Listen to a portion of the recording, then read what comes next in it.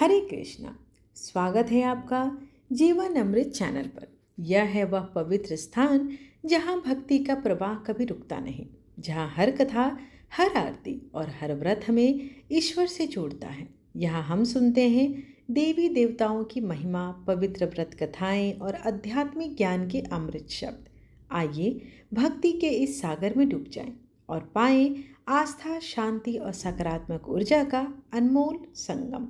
जीवन अमृत चैनल, भक्ति का हर पल। तो इसे लाइक, शेयर एंड सब्सक्राइब करें ताकि हर नया भक्ति संदेश सबसे पहले आप तक पहुंचे।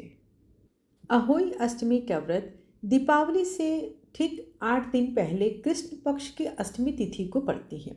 अहोई अष्टमी का व्रत एवं पूजा माता अहोई अथवा देवी अहोई को समर्पित की जाती है। स्त्रियां अपनी संतान की प्रसन्नता एवं दीर्घायु की कामना से उनकी पूजा अर्चना भी करती हैं।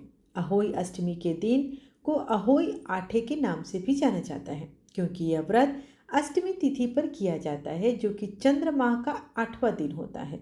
अहोई अष्टमी पर माताएं अपने पुत्रों की प्रसन्नता हेतु उषा काल से लेकर संध्या काल तक व्रत रखती है। साथ ही रात्रि में आकाश में तारों का दर्शन होने के पश्चात ही सायंकाल में व्रत पूर्ण किया जाता है। कुछ क्षेत्रों में स्त्रियां चंद्र दर्शन के पश्चात व्रत का पालन करती है, तो कहीं पे तारों का देख कर करते हैं। अगर चंद्र उदय ना हो रहा हो या बादल हो, किसी प्रकार से ना दिख रहा हो तो आप शुभ मुहूर्त के हिसाब से उस दिशा में करके उसे अपना व्रत पालन कर सकते हैं। हम अहोई अष्टमी की व्रत को करने की विधि बताने वाले हैं, जिसका पालन अहोई अष्टमी की स्त्रियां पारंपरिक रूप से करती हैं। इस दिन प्रातःकाल स्नान करने के बाद स्त्रियों को अपनी संतान की कुशलता हेतु व्रत पालन का सबसे पहले संकल्प लेना चाहिए, जिसे आप प्रण ग्रहण करने के नाम से भी जानते हैं। संकल्प के समय यह भी कहा जाता है कि व्रत में किसी भी प्रकार के अन्न जल का सेवन नहीं किया जाएगा तथा अपने परिवार की परंपरा के अनुसार तारों अथवा चंद्रमा का दर्शन करने के पश्चात ही व्रत को पूर्ण किया जाएगा।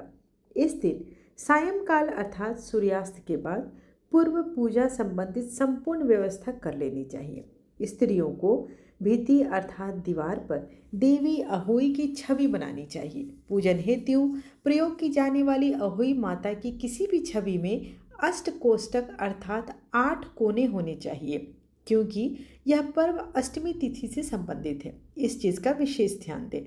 देवी अहोई के समीप से ही अर्थात कांटेदार मूषक एवं उसके बच्चे की छवि की रचना करनी चाहिए। सेई एक कांटेदार स्तनधारी प्राणी है, जिसका उल्लेख अहोई अष्टमी की कथा में होता है। यदि भित्ति पर छवि की रचना करना संभव न हो तो आप अहोई अष्टमी पूजा का जो अंकित चित्र होते हैं, जो हमारे मार्केट में आसानी से मिल जाते हैं, तो आप चाहें तो उस कैलेंडर को भी लाके आप लगा सकते हैं। अधिकांशतः पूजा करने में देखा जाए तो अधिकांश घर में उन कैलेंडरों का ही उपयोग होता है, बहुत कम जगहों पे लोग बनाते हैं। तदुपरांत पूजा स्थल को गंगा जल से आप पवित्र कर लें और अल्पना रचना की जाती है। भूमि अथवा काष्ठ की चौकी पर गेहूं बिछाने के पश्चात पूजा स्थल पर एक जल से भरा कलश रखना चाहिए। कलश का मुख मिट्टी के ढक्कन से ढका होना चाहिए। कलश के ऊपर मिट्टी का एक छोटा बर्तन अथवा करवा रखा जाता है। करवा में जल भरकर ढक्कन से ढक दिया जाता है। करवा की नाल को घास की टहनियों द्वारा बंद कर दिया जाता है। सामान्यतः पूजन में प्रयोग की जाने वाली टहनियों को सरई सीख भी कहा जाता है, जो एक प्रकार की सरपत है। पूजा के समय अहोई माता एवं सेई को भी घास के साथ सीख अर्पित की जाती है। विशेष रूप से छोटे शहरों में या त्योहारों में सरई की सीखें बेची भी जाती है। अगर घास की टहनियाँ उपलब्ध न हो तो कपास की कलियां का भी इस्तेमाल किया जा सकता है। पूजा के प्रयोग होने वाले खाद्य पदार्थों में 8 पूड़ी, 8 पुआ तथा हलवा सम्मिलित की जाती है। ये सभी खाद्य पदार्थ परिवार की किसी वृद्ध महिला अथवा ब्राह्मण को दक्षिणा सहित प्रदान कर देना चाहिए। ठीक सूर्यास्त के उपरांत अर्थात सायंकाल का जो समय आएगा, उस समय पूजा करने का सर्वाधिक अनुकूल समय माना जाता है। पूजा के संपूर्ण विधि विधान से अहोई स्त्रियां परिवार की अन्य महिला सदस्यों के साथ अहोई अष्टमी का पूजन करती हैं। पूजा के समय स्त्रियां अहोई माता की कथा सुनती हैं या दूसरों को सुनाती हैं। अहोई अष्टमी की कथा के अनेक संस्करण प्रचलित हैं। ज़्यादातर यह वर्णित होता है कि अहोई माता की स्त्री भक्त अज्ञानवश से ने बच्चों को मारने के कारण श्रापित हुई और श्रापित होने के पश्चात भी अहोई माता की कृपा से 7 पुत्रों को जन्म दे पाई। अहोई माता के साथ सेई की भी पूजा की जाती है तथा सेई की हलवा एवं सरई की 7 सीखें अर्पित की जाती हैं। कुछ समुदाय में अहोई अष्टमी के अवसर पर चांदी की अहोई भी बनाई जाती है। कुछ लोग चांदी के अहोई को सियाओ के नाम से भी जानते हैं तथा पूजा के समय अक्षत रोली और दूध द्वारा उसकी पूजा अर्चना की जाती है। उसके बाद चांदी के 2 मोतियों सहित सियाओं को धागे में पिरोकर गले में धारण किया जाता है। अहोई अष्टमी के दिन स्त्रियां व्रत संपन्न करने से पूर्व परिवार की परंपरा के अनुसार तारों या फिर चंद्रमा को अर्घ अर्पित करती हैं।